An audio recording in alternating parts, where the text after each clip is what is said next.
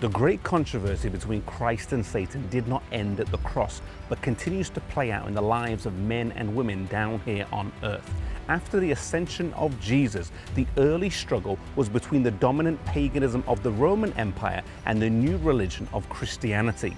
There was a concerted attempt to stamp out Christianity by force, with Christians made to flee their homes, stripped of their possessions, both young and old, rich and poor, free and enslaved, educated and uneducated.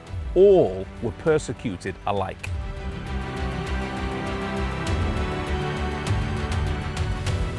Persecution began under Nero, who became emperor at the young age of just 16. He was a cruel man who had his own mother Agrippina killed, as well as his wife Claudia, and was known for his sexual debauchery. He did not live long, dying in AD 68 at the age of 30 by suicide. But before he did, he persecuted the Christians a lot.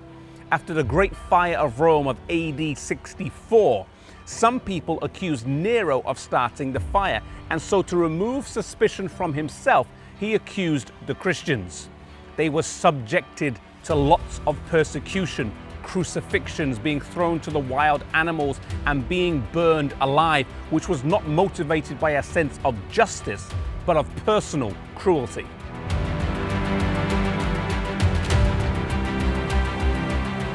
It was during the time of Nero that many historians believe both Peter and Paul were executed here in Rome. This began decades, even centuries of persecution where Christians were killed for the pleasure of those watching.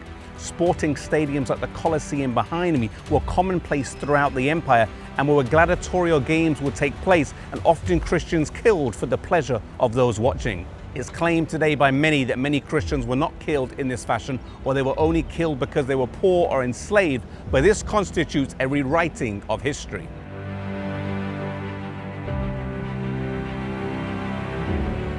Denied their full rights as Roman citizens, the catacombs afforded them a place where they could offer a Christian burial for their dead. Today they extend for miles underneath Rome, and they were a place where the Christians buried their dead with Christian symbols, and also a place where they could retreat when their life was in danger. The Christian church was persecuted a lot, but it became more resilient under more persecution. It was Tertullian who said those famous words, "The blood of Christians is seed to the gospel." The more they were killed, the more they multiplied and grew.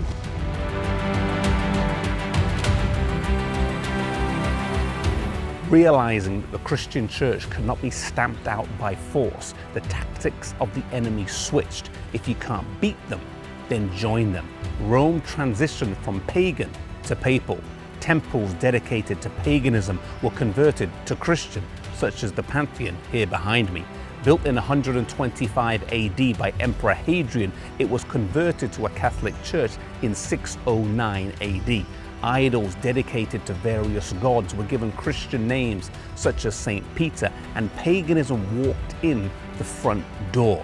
And in exchange, the persecution of the masses stopped. There was, however, a small and faithful minority who refused to accept this compromised and watered down aberration of the Christian faith.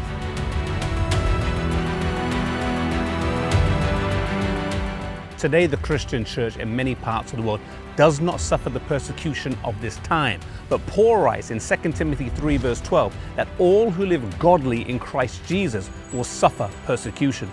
Perhaps today we've become too accustomed to living out our faith privately in a way that does not cause us any opposition or trouble. In many countries, Christianity is mainstream, or at least accepted as part of society, but there's little real godliness on show, and the Christian church really doesn't suffer any persecution. May we be faithful in living out our lives, not in a distasteful way that brings on persecution needlessly, but living out our life with endurance and patience. And if and when persecution does come, may we bear it faithfully, knowing that Christ has suffered much more for us.